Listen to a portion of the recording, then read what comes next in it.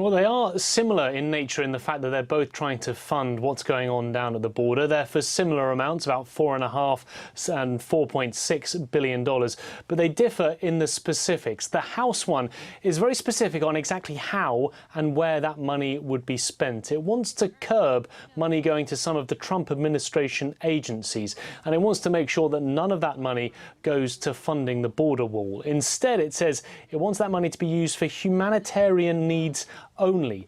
The Republican-controlled Senate put forward their bill. Theirs is less specific. It's more of a bipartisan bill. Nearly all of the senators backed it, both Republicans and Democrats. And because there's less specific, it means that the money can be spent in a whole range of different areas. And of course, all of this coming at a very testy time in the political realm over the debate on immigration.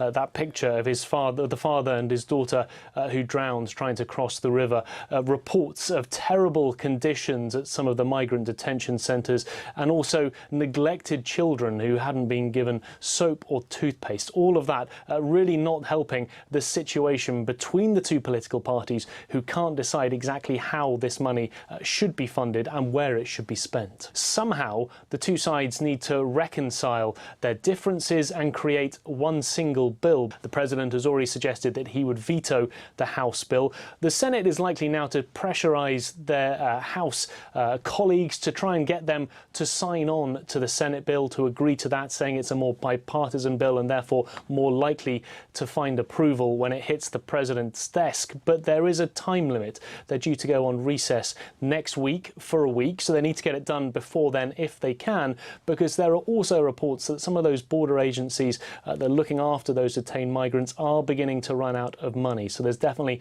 the clock ticking on this one for both sides.